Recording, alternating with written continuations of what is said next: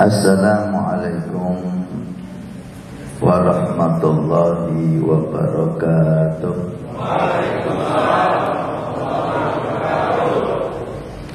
Alhamdulillah, wassalatu wassalam ala sayyidina Rasulillah Muhammad bin Abdullah wa ala alihi wa sahbihi wa man tabi'ahu bihuda. Amma ba'du. Para habaib, para asatidz yang sudah hadir bersama kita, Habib Ali Barakwan, Habib Abdul Al-Muhdar, saudara saya Habib Haidar Haneman, yang saya cintai, Bapak Kapolres Tanah Laut, juga yang sangat saya banggakan semangat selalu menghubungi saya lewat Ibu Haji ini, Ketua Bayangkari Tanah Laut, karena yang undang saya ini Ibu, bukan Bapak.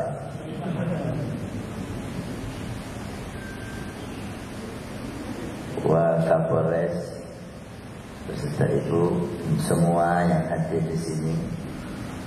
Pertama-tama saya minta maaf atas keterlambatan, bukan keterlambatan saya, pesawatnya yang di-delay hampir 1 jam. Tapi alhamdulillah semuanya ditakdir oleh Allah Subhanahu wa taala, dan insyaallah semua takdir Allah indah. Yang kedua, saya bangga dan saya kalau bisa mengatasnamakan diri saya pribadi atau Ustaz atau habaib, terima kasih ditunjukkan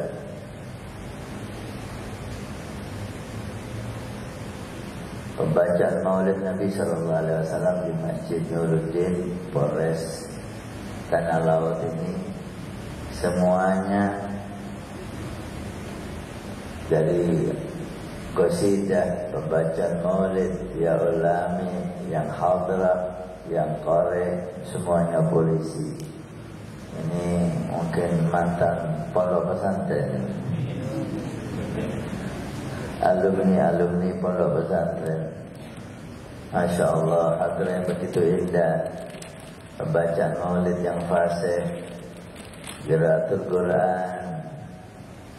Ini sungguh pemandangan yang sangat menggembirakan, dan nanti akan kita sampaikan apa yang saya lihat ini kepada muslimin, muslimat, dan yang ada di negara Indonesia yang kita cintai ini, baik melalui televisi atau media yang lain. Kita ada televisi Al-Wafa Tarim yang play hari ini udah masuk, atau ini live enggak? Enggak. InsyaAllah nanti ya, bikin agenda lagi kita live supaya semua melihat bahwa polisi kita polisi yang cinta Maulid Nabi SAW. Polisi kita polisi yang cinta kepada Rasul Sallallahu Alaihi Wasallam. Polisi kita polisi yang pandai baca qasidah, pandai qiraat. Masya Allah, mudah-mudahan kebersamaan yang indah ini, polisian dengan para habaib, para ulama, Allah jaga insyaAllah. Allah jaga, karena setiap kita punya tugas masing-masing. Setiap kita saling membutuhkan. Para asatidz, para ulama sangat membutuhkan Anda. Keamanan ini adalah nikmat yang besar. Wa amanahum min khauf. Allah tunjukkan bahwa nikmat yang besar, Allah ciptakan rasa aman dari rasa takut. Aman Kita bikin acara maulid, aman. Kita ada pondok pesantren santri kita, aman. Kita pergi kemanapun, aman. Kita tidak takut ada sesuatu yang mengganggu kita. Ini nikmat besar. Ini nikmat yang besar. Dan Anda termasuk orang yang Allah ciptakan, Allah jadikan untuk memberikan nikmat keamanan ini. Masya Allah. Bisa dibayangkan kalau negeri ini gak aman,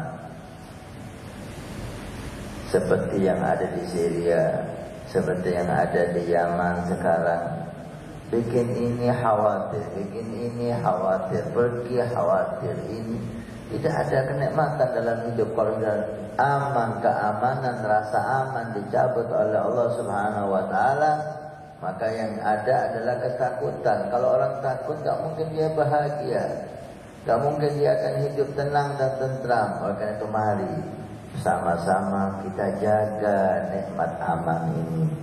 Jangan ada jangan kita mau untuk dirusak dengan alasan apapun. Ini aman mahal.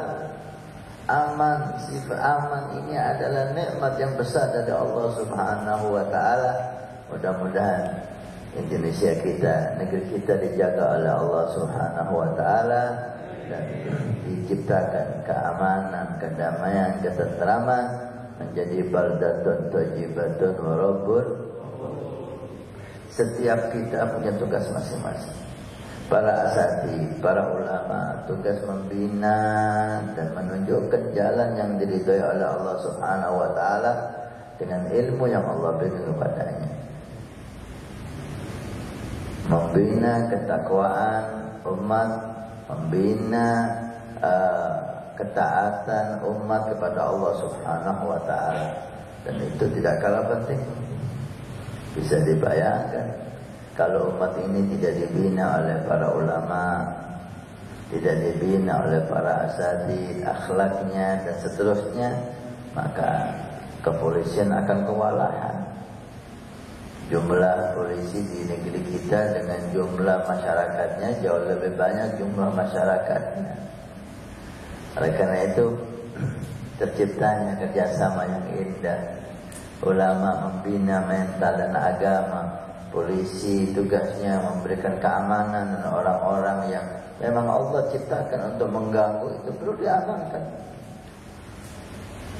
Itu perlu diamankan sehingga terciptalah kenikmatan hidup, terciptalah kedamaian hidup. Mudah-mudahan acara ini mengandung berkah insyaallah.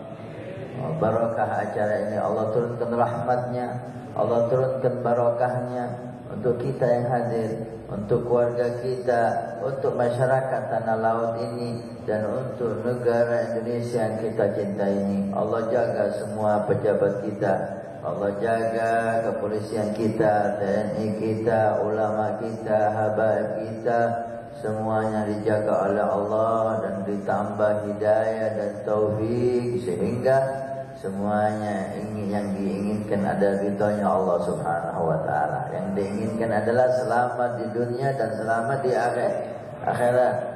Karena kita orang mukmin, kita orang muslim, pandangan kita tidak hanya terbatas di dunia yang hanya beberapa tahun.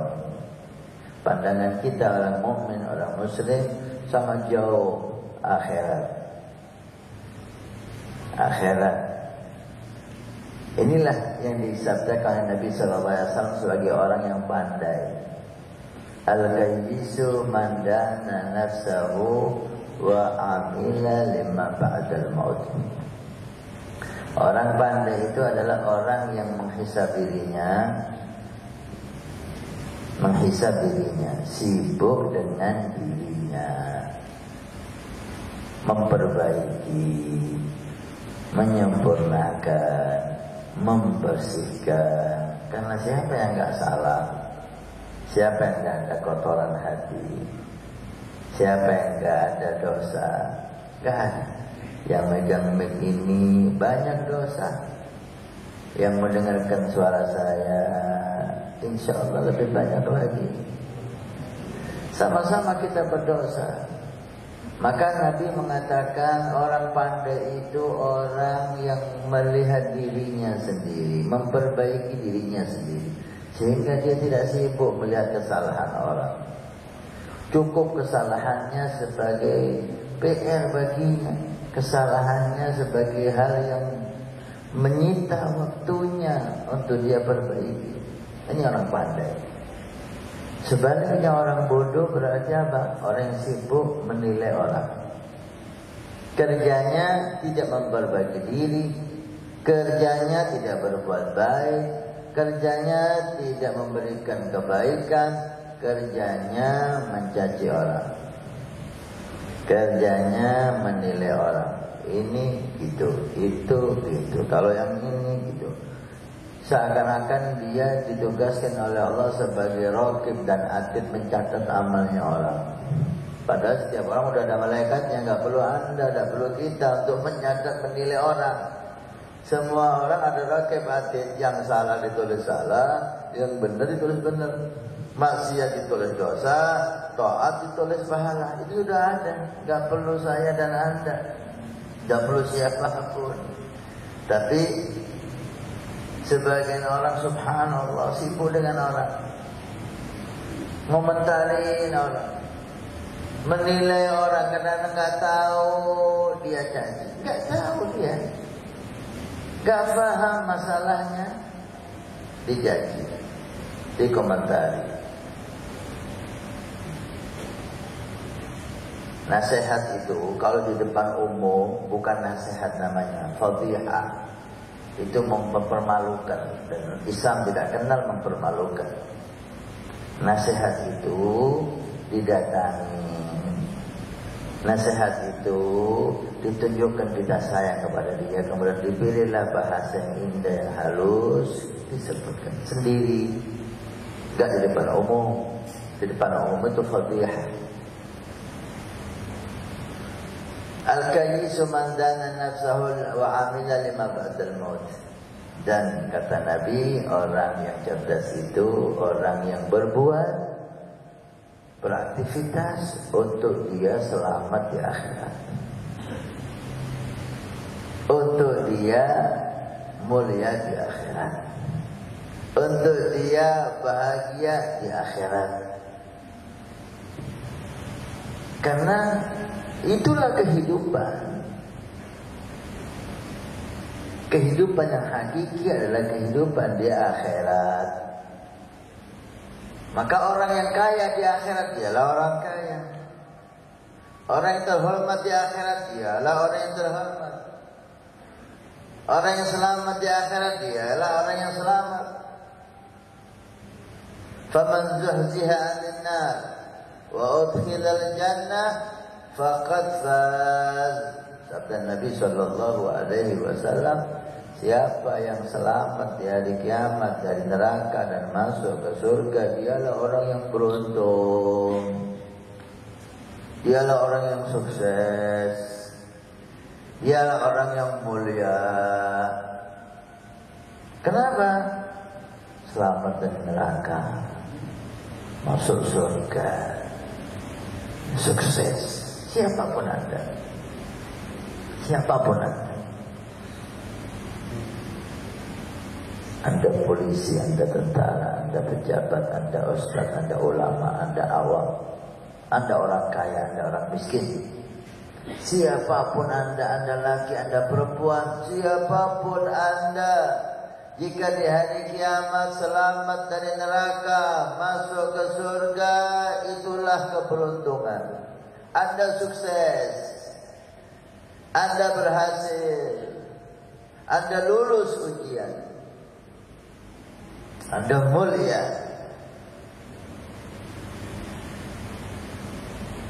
Sehingga selama kita masih hidup, kita nggak bisa memvonis diri kita sukses atau belum. Kita tidak bisa memvonis diri kita mulia. Gak tahu nanti di hari kiamat kita ini gimana.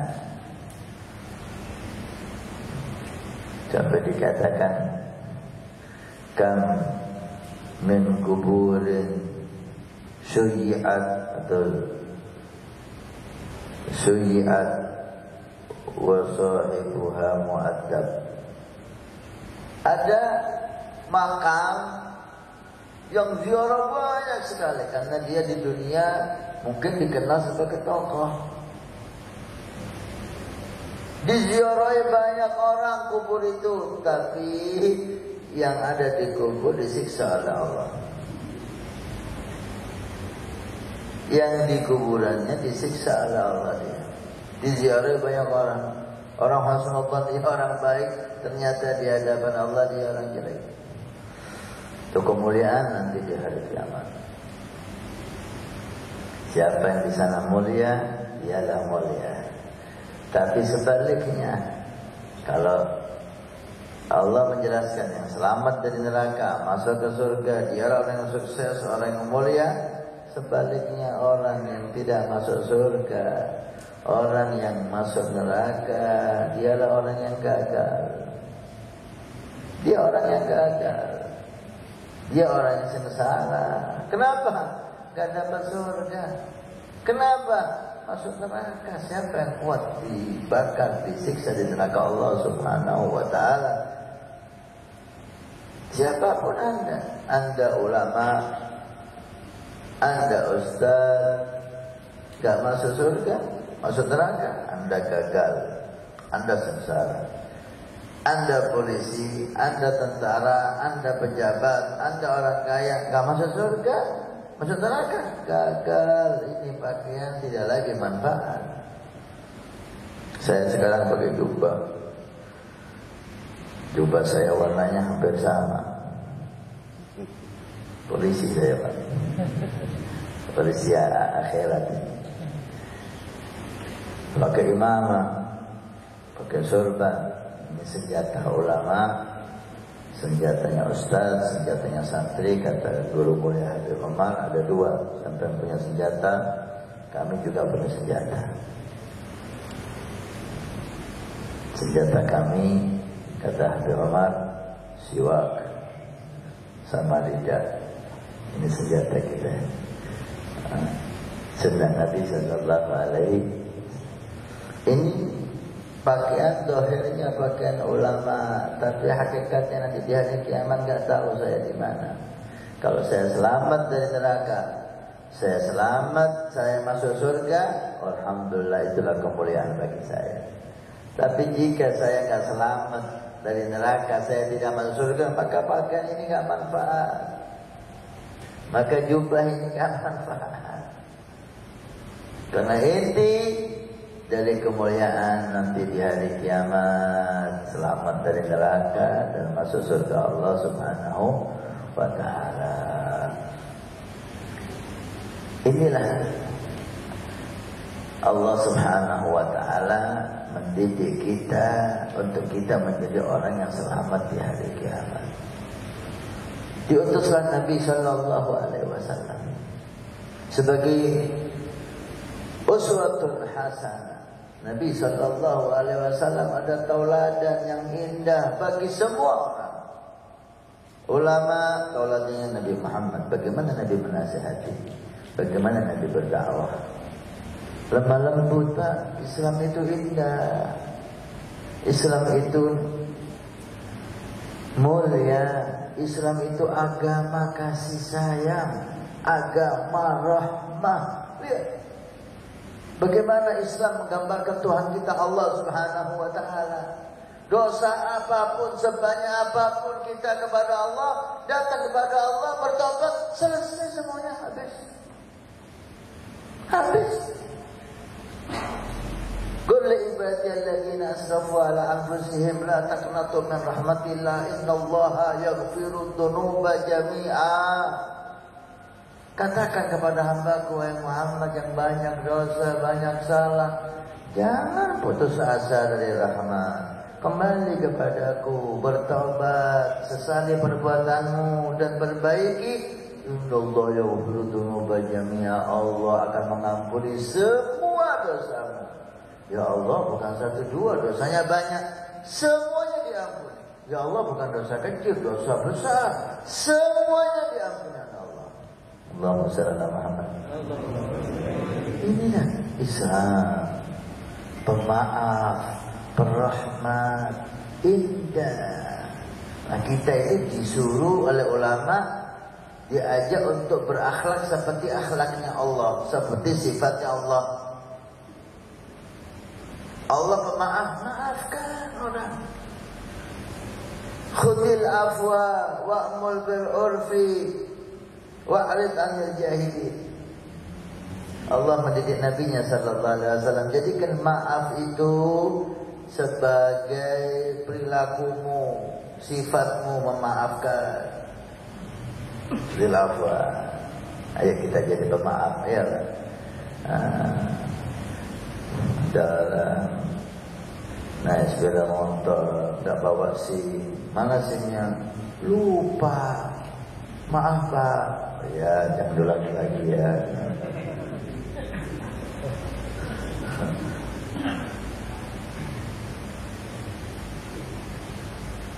Allahumma shalli ala Muhammad. Agama ini indah. Dan Nabi sallallahu alaihi wasallam, beliau sebagai tokoh, beliau sebagai pemimpin, beliau sebagai komandan, lengkap Nabi itu. Pemimpin negara plus dia komandan perang. Perang beliau hadir, beliau memimpin, beliau komandannya. Bukan diam di rumah, beliau hadir, beliau ikut perang, beliau ikut memperjuangkan agama ini kepada dari mempertahankan dari serangan orang-orang kafir. Allahumma shalli wa sallim alaihi.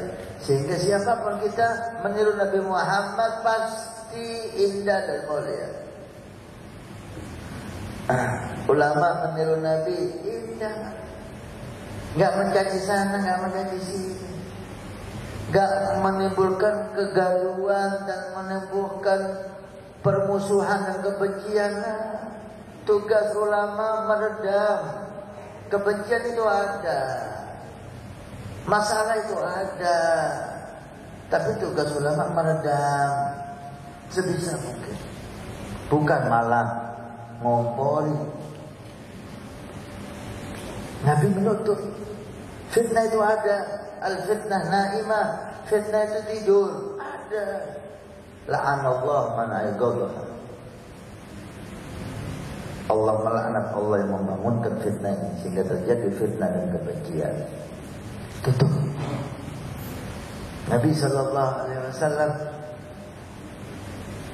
tidak pernah menyebutkan orang. Jika ada seseorang yang dituju oleh Nabi, beliau mengatakan, kenapa fulan? Kenapa fulan? Tak sebut namanya, supaya tak tersinggung. Allahumma shalli ala Muhammad. Beliau pemimpin. Bagaimana beliau dengan rakyatnya, dengan sahabatnya? Ya Allah, wa bil mu'minina raufur rahim. Sangat sayang, sangat cinta.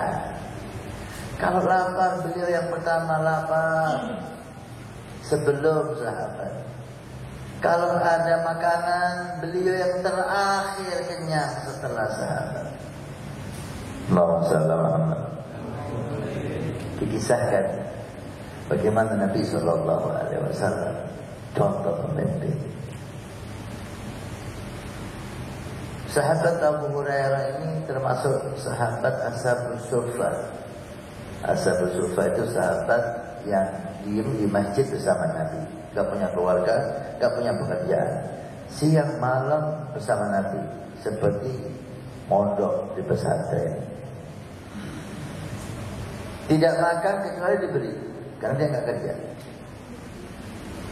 Suatu saat, mungkin mulai malam sampai pagi, Abu Hurairah gak menemukan makanan, sehingga beliau gak tahan di masjid. Rasa lapar membuat beliau keluar di siang hari yang sangat panas. Harapannya ada orang yang ngajak makan. Bertemu sahabat Abu Bakar di jalan. Ini makan siang. Makan nih sebentar lagi. Iya Pak, makan. Belum sarapan saya. Tadi rencana dari bandara saya mampir makan dulu. Tapi kena waktunya, ada saya mampir dari Alfamart beli roti untuk ganjel karena ada asam lambung Pak. Datang saya bertemu Sayyidina Abu Bakar Siddiq Abu Hurairah. Gimana? Sahabat tantang minta nggak mau. Lapar ditahan daripada minta lah. Tapi bikin skenario, bikin sandiwara Abu Hurairah, pura-pura tanya. Assalamualaikum Abu Bakar. Waalaikumsalam Abu Hurairah. Siang-siang kayak gini keluar panas. Ada enggak saya ini ada ayat yang saya nggak paham. Ayat yang mana Abu Hurairah? Ayat Al-Quran yang bunyinya ini artinya apa Abu Bakar ya? Oh ayat itu turun waktu Nabi di Mekah. Maksudnya itu makna ayat ini adalah ini dan ini dan ini. Oh udah Abu Hurairah. Nah, udah. Ya ayo Assalamualaikum. Gak diajak makan. Oh lapar lagi. Ketemu Sayyidina Umar. Assalamualaikum Umar. Waalaikumsalam Abu Hurairah. Siang hari. Kalau ada apa ini? Saya ada pertanyaan Umar. Maunya setelah Abu Hurairah selesai bertanya dan dijawab, si Abu Bakar dan Umar ini balik tanya, kamu udah makan Abu Hurairah? Lah itu yang ditunggu oleh Abu Hurairah. Saya mau tadi nunggu ini tadi Kapolres nggak tanya-tanya.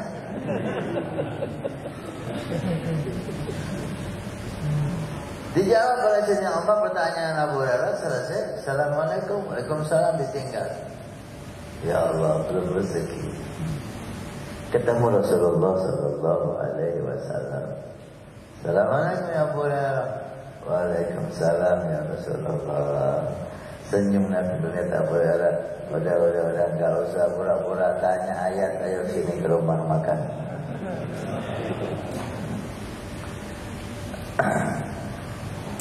Datang Nabi ke istrinya, adakah makanan wahai istriku? Baru saja ada seseorang membeli susu.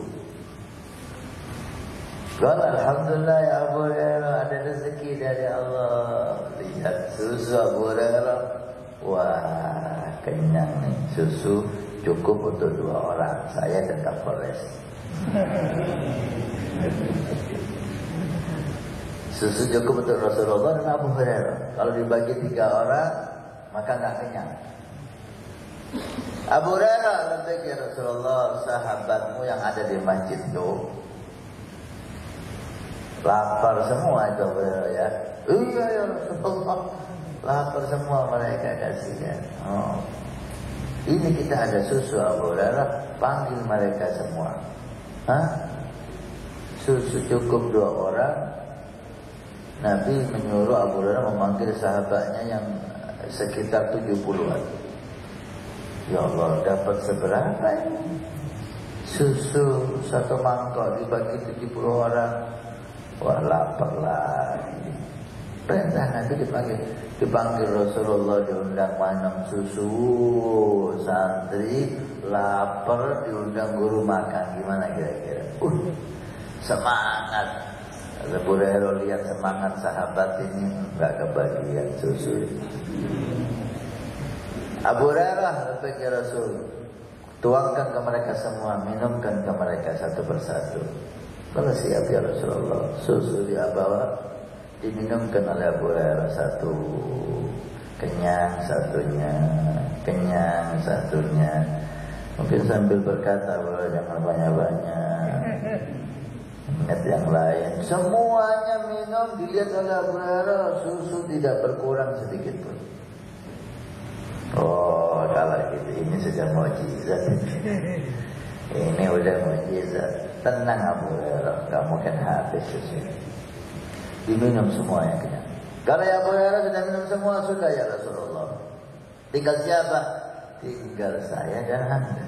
Baik ya Rasulullah. Minum Abu Hurairah, belum kenyang malu berhenti. Rasulullah tahu. Syarab, minum lagi Abu Hurairah. Iya ya Rasulullah. Diminum sampai kenyang. Syarab, minum lagi Abu Hurairah. Iya ya Rasulullah. Minum sampai gak kuat. Isyraf, nggak mampu ya Rasulullah. Suruh minum lagi nggak mampu. Udah terkeluar dari jajan saya susu itu. Lalu Rasulullah yang minum. Terakhir Pak. Allahumma shalli ala Muhammad. Gimana sahabat gak cinta sama orang ini? Gimana tidak menjadi idola sahabat Rasulullah? Ini terakhir. Masya Allah. Dalam peperangan Nabi subhanallah contoh teladan untuk semua orang. Karena Nabi jadi presiden iya, jadi komandan iya, jadi orang kaya pernah, jadi orang miskin sering. Sehingga semua lapisan masyarakat bisa meniru Rasulullah SAW siapapun dia. Itu perang Nabi disiplin. Nabi sendiri dengan ada seperti pecut gitu untuk merapikan softnya. Tapi ada sahabat yang softnya nggak lurus, disiplinan. Dia pukul sama Nabi perutnya, yang lurus mundur. Si sahabat ini memanfaatkan kesempatan. Wajah tanya ya Rasulullah, kau membuat aku sakit ya Rasul. Keras tadi mukulnya. Kaget Rasulullah. Maaf, saya nggak sengaja. Kalau itu menyakiti kamu, nggak bisa ya Rasul. Balas. Hah? Sahabat bingung. Ini orang muslim apa munafik? Balas ya. Kalau ya Rasulullah, Abu Bakar maju. Biar dia balas kepada saya. Biar saya yang dipukul. Kalau jangan Abu Bakar, saya yang mukul dia. Sayyidina Ali maju, ya Rasulullah, biar saya yang dipukul. Lah, saya yang mukul dia, bukan kamu. Kalau ya Rasulullah, kata sahabat, gak peduli Abu Bakar marah, Umar marah, gak peduli. Ketika kamu mukul saya gak pakai baju dan perut saya kelihatan. Kalau siap, dibuka perut Nabi Muhammad. Sahabat sudah nangis, kok tega, kata orang Jawa, kok tega. Apa kata orang Banjar ini?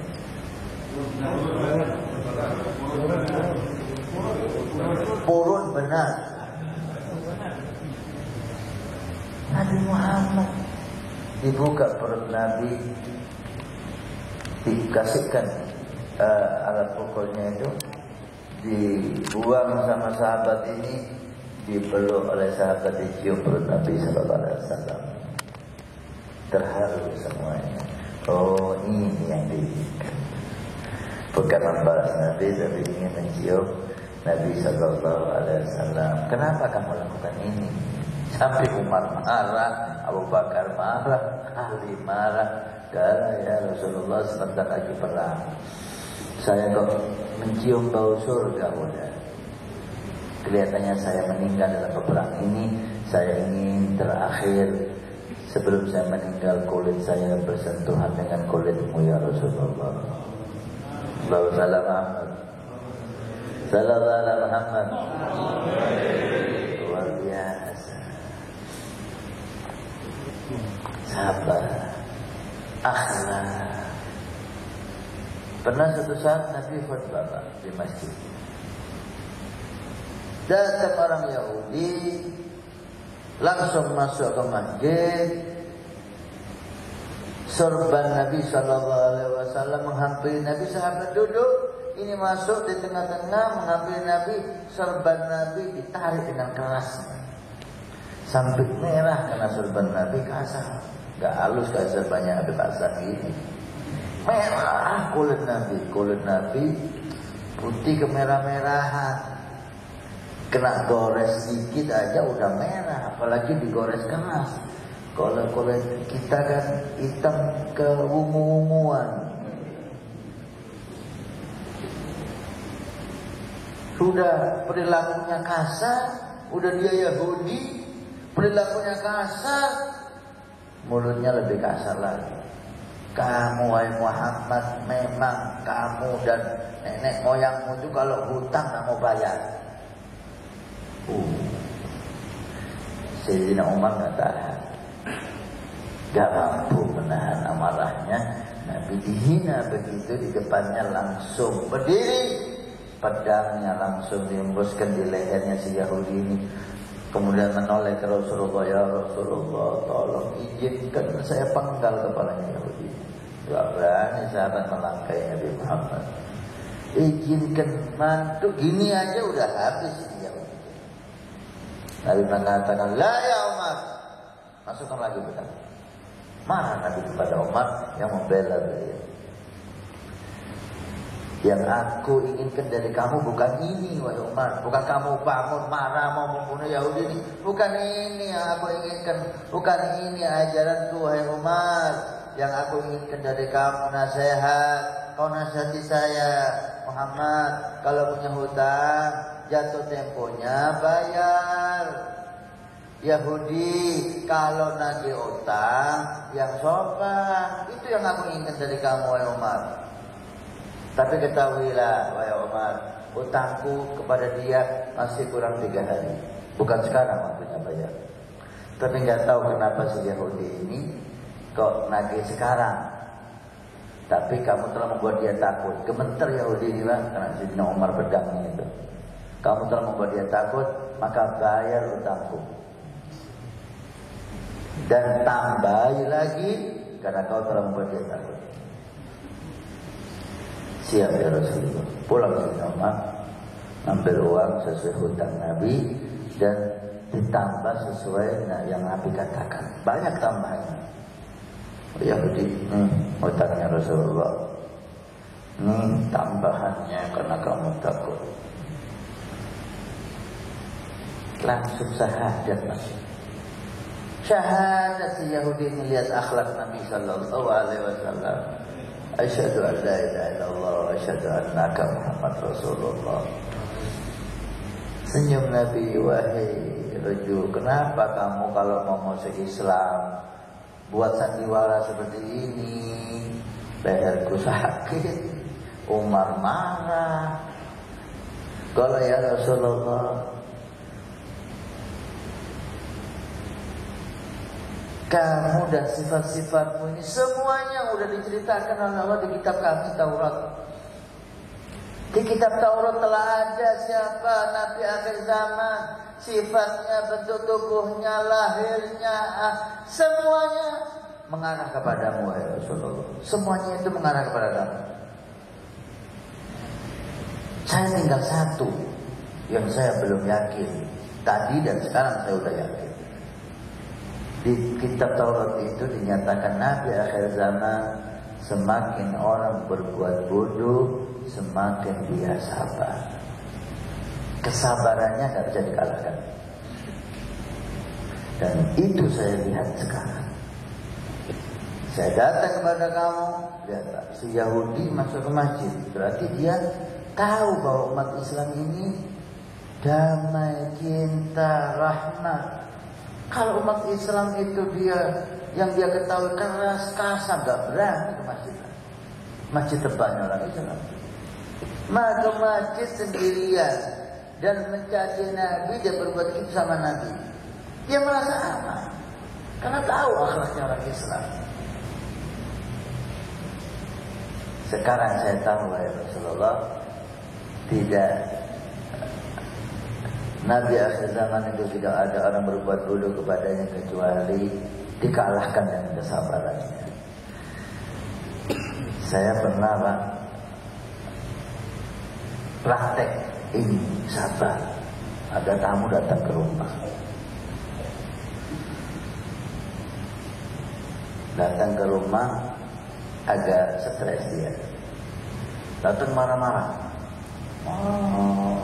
Kamu itu kamu, saya keluar rumah dimarahin. Saya sabar, kasihan, stresnya orang. Duduk. Gimana kabar? Wah, saya senyum, sabar. Minum apa? Kopi. Yang tarik mulai saya. Ya, saya masuk isi, saya suruh bikin kopi. Tetap ngomel. Akhirnya, mana kopinya ini? Oh iya sahabat, seperti tadi dipikirkan. Kamu bangun. Kamu ini siapa memangnya? Wah, gak kuat saya. Kalah sabaran saya. Kamu pulang atau saya bendung sama kursi. Kamu sekarang pulang atau kursi ini saya lemparkan ke kamu sekarang. Udah gak kuat saya. Nabi SAW kesabarannya gak terkalahkan. Semakin orang berbuat bodoh, semakin dia sabar. Allahumma shalli ala Muhammad. Sallallahu ala Muhammad. Luar biasa Rasulullah. Ketika perang beliau wasiat sama sahabat, awas, jangan bunuh anak kecil, jangan bunuh perempuan, yang sudah lari jangan dikejar. Jangan mengganggu tempat ibadah orang. Siapapun yang lagi ibadah jangan diganggu, tempat ibadahnya jangan diganggu. Indah. Luar biasa Rasulullah sallallahu alaihi wasallam. Sampai diriwayatkan rombongan orang Kristen, pendeta-pendeta masuk ziarah ke Nabi Muhammad, berkunjung ke Nabi, mau dialog, mau tanya, disambut oleh Nabi di masjid, Pak. Di masjid. Dari sinilah ulama mengatakan orang non-muslim boleh masuk ke masjid selama dia bisa menjaga kehormatan masjid, tidak ada masalah. Bahkan ketika datang waktu ibadah sholat mereka ke pojok masjid Nabi ibadah sholat dengan agamanya, dibiarkan sama Nabi, diperbolehkan sholat di masjid Rasulullah. Padahal dia bukan muslim, dengan ibadahnya dibiarkan sama Nabi. Toleran luar biasa. Indah. Allahumma shalli ala Muhammad. Sallallahu ala Muhammad. Oleh karena itu, hendaknya kita bangga dengan Rasul sallallahu alaihi wasallam. Kita hendaknya memahami Nabi sallallahu alaihi wasallam dengan benar. Sebagai saudara kita memahami Nabi dengan pemahaman yang salah. Memahami Islam dengan pemahaman yang salah. Memahami ayat Al-Quran dengan pemahaman yang salah. Memahami hadis dengan pemahaman yang salah. Sehingga memberikan gambar Islam dengan gambar yang jelek. Islam yang kasar, Islam yang tak kenal kasih sayang, Islam yang memaksakan kehendaknya, memaksakan ini, Islam yang tidak bermaaf. Inilah yang kita lihat di sebagian saudara kita. Oleh karena itu, mari kita laksanakan, kita pahami Islam sesuai dengan apa yang diinginkan oleh Allah dan Rasul-Nya. Islam adalah agama yang akhlak. Kita laksanakan sunnah Nabi Sallallahu Alaihi Wasallam. Kita tampilkan sunnah Nabi secara zahir dan secara batin. Yang terakhir, bagaimana sunnah Nabi itu mempunyai dampak yang luar biasa di kehidupan kita. Sunnah Nabi adalah sunnah yang sangat indah.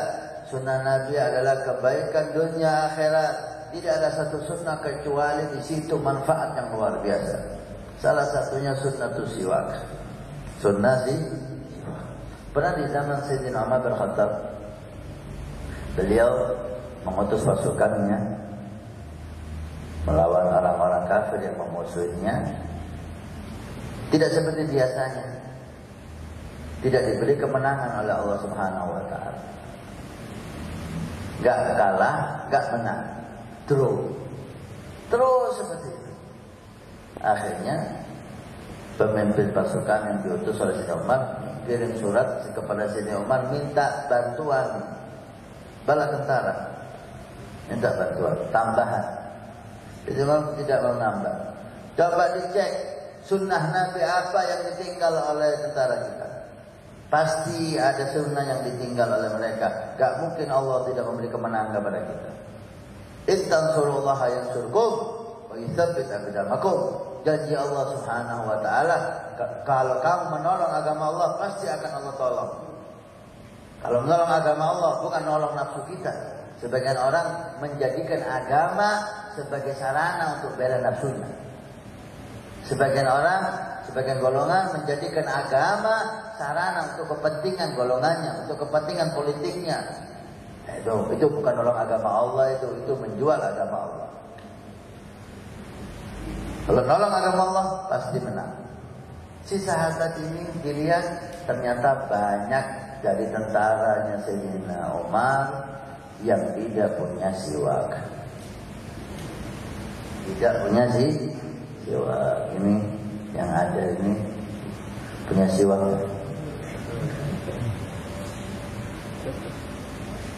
Instruksi dari Sayyidina Umar, semuanya wajib punya siwak.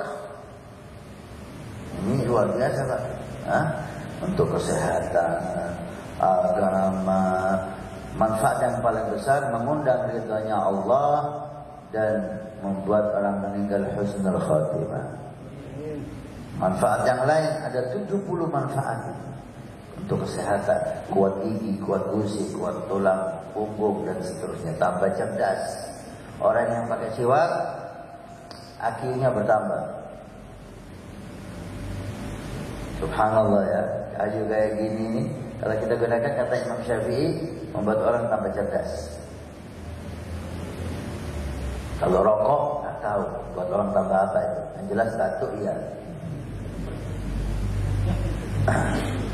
Akhirnya diwajibkan oleh Sayyidina untuk pakai siwak. Sibuk mereka itu menebangi kayu-kayu untuk dipakai untuk siwak. Orang kafir waktu itu mata-matanya melihat siasat apa, taktik perang apa yang dilakukan orang Islam untuk perang besok ini. Dia mati ini lagi ngapain orang Islam? Sahabat Muhammad ini lagi apa ini? Kok nebangi kayu? Semuanya sibuk nebangi kayu. Terus ditajemin kayunya. Mau apa ini? Terus giginya digosok. Wah, bahaya. Marah sudah sahabat Muhammad. Wah, giginya ditajamkan, besok mau makan kita. Subhanallah, dibuat oleh Allah takut gara-gara sunnah Nabi. Pulang dia, gimana? Kalau bahaya, celaka udah. Marah orang Islam. Maksud kamu apa? Mereka mentajamkan giginya untuk makan kalian besok. Udah, down duluan sebelum perang. Besok perang langsung kalah. Subhanallah, berkat sunnah Nabi Sallallahu Alaihi Wasallam. Mungkin ada instruksi dari Kapolres, ini semuanya harus pakai siwak. Sunnah Nabi. Daripada rokok di sini lebih baik siwak. Sampai Nabi mengatakan hadiatul mukmin as-siwak. Hadiah orang mukmin yang paling pas itu adalah siwak, bukan rokok. Kalau kita duduk kan nawarin, apalagi Marlboro, Samsu, dirubah sekarang duduk siwak. Tapi yang baru, jangan yang bekas. Allahumma shalli ala Muhammad. Mudah-mudahan aja ini betul-betul mengundang rahmah, mengundang barokah. Rasulullah ridho kepada kita, dijadikan kita oleh Nabi Sallallahu Alaihi Wasallam bermanfaat dimanapun kita berada. Dimanapun kita berada, nilai kita adalah manfaat. Siapapun kita, nilai kita adalah manfaat. Khairun nas anfa'uhum linnas. Sebaik-baik orang yang paling banyak memberi manfaat kepada orang. Siapapun dia, jika tidak memberi manfaat, tidak ada nilainya. Siapapun dia, kalau memberi madarat, maka dia orang hina, dia orang jelek. Tapi sebaik-baik orang adalah orang yang memberi manfaat. Allah Subhanahu wa ta'ala memudahkan Anda untuk memberi manfaat. Anda bisa memberi manfaat kepada umat Nabi Sallallahu Alaihi Wasallam.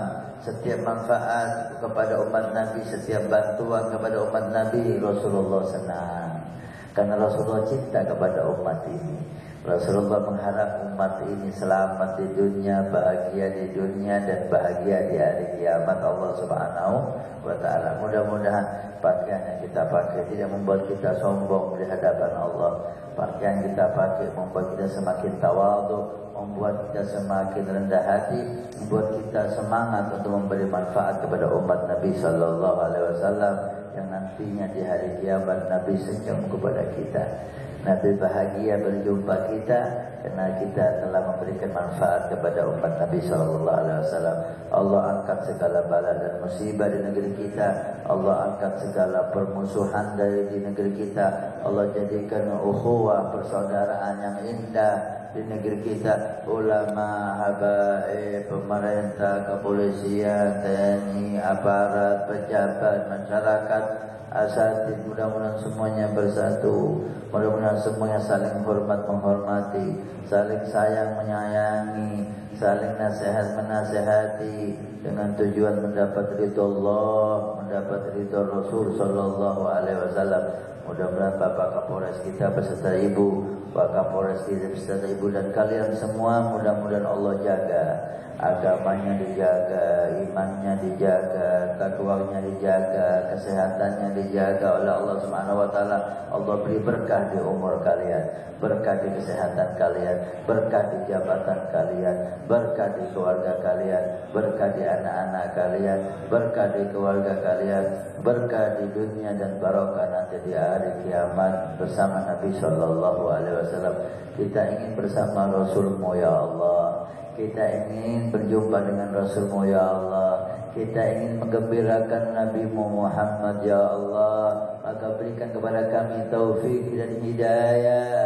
Berikan kepada kami keinginan untuk bisa mengabdi dan membantu umat Nabi-Mu Muhammad. Ya Allah, apa yang telah Kau berikan kepada kami, kekuatan, kedudukan, jabatan, semuanya, jadikan itu semua ya Allah sarana kami untuk mendapatkan rahmat-Mu. Jadikan itu semua sarana kami untuk mendapatkan ridha-Mu. Jadikan itu sarana kami untuk selamat nanti di hari kiamat. Wabtaghu ma atakallahu daral akhirah. Jadikan semua yang Allah berikan untuk kamu selamat di hari kiamat, untuk kamu selamat dari neraka Allah, untuk kamu masuk ke surga Allah. Karena hakikat kemuliaan hanya di sana. Orang mulia orang yang selamat dari neraka, orang mulia orang yang masuk surga, orang mulia orang yang selamat di hari kiamat, orang mulia orang yang mulia di hari kiamat. Ya Allah, jadikan kemuliaan dunia dan kemuliaan akhirat bagi kami ya Allah. Jangan Kau jadikan kami orang yang sengsara di dunia, sengsara di hari kiamat. Jangan Kau jadikan kami orang hanya mulia di dunia tapi hina di hari kiamat. Jangan Kau jadikan kami orang yang bahagia sejenak di dunia tapi sengsara di hari kiamat, sedih di hari kiamat. Jangan Kau jadikan kami tertawa di dunia dan menangis di hari kiamat. Ya Allah, jadikan kami orang mulia dunia akhirat, bahagia dunia akhirat, senang dunia akhirat, selamat dunia akhirat. Jadikan Nabi Muhammad selalu ada di hati kami, Nabi Muhammad selalu ada di lisan kami. Tumbuhkan kasih sayang kami kepada orang-orang saleh. Rabbana taqabbal minna innaka antas samiul alim wa tub alaina innaka antat tawwabur rahim. Rabbana atina fid dunya hasanah wa fil akhirati hasanah wa qina adzabannar. Wa'fu minkum. Wassalamualaikum warahmatullahi wabarakatuh. Mohon maaf jika ada kesalahan atau terlalu panjang. Mudah-mudahan yang kita sampaikan bermanfaat untuk saya pribadi dan untuk semuanya. Wassalamualaikum warahmatullahi wabarakatuh.